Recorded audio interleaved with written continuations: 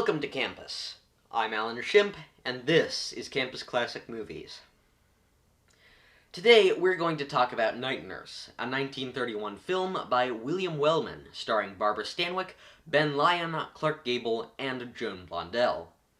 The film is tied to several events that were happening in 1931. First of all, several years earlier, in 1929, the stock market crashed, leaving the United States economy in shambles. As one of the world's major industrial titans, the U.S. managed to drag a large part of the rest of the world down with it. This was the start of the Great Depression, which lasted until 1939. You can see the traces of Depression-era culture in this film. Laura, the main character, starts out unemployed, hardly an uncommon condition in the Depression.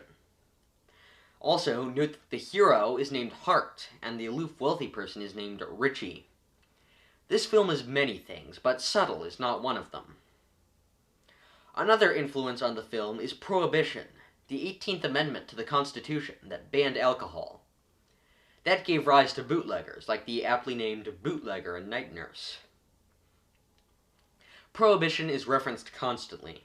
The very character of bootlegger wouldn't make sense without it. Note that most of the characters drink alcohol at one point or another. It may not be intentional, but it serves as a fascinating commentary on the questionable effectiveness of Prohibition. Finally, it is worth noting that Night Nurse is a so-called pre-code film. Pre-code refers to a time before the implementation of the Hays Code.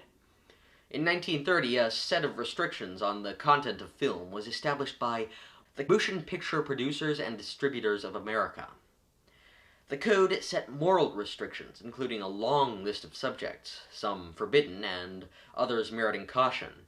Among other things, sexual acts and glamorizing defiance of the law were heavily restricted.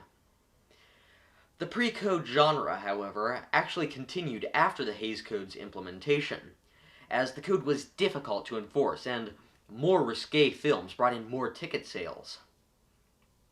It wouldn't be strictly enforced for another 4 years, and in the meantime, filmmakers liked to see what they could get away with. Films like Night Nurse deliberately pushed the boundaries of what was considered acceptable, featuring innuendo, violence, and lots of sex. In the film, nurse Laura Hart is assigned to care for 2 children who are being starved by the family chauffeur and the corrupt doctor he's hired, while the children's rich mother, Mrs. Ritchie, is too drunk to notice. The romantic lead is a bootlegger who reveals in the end that he had the chauffeur killed.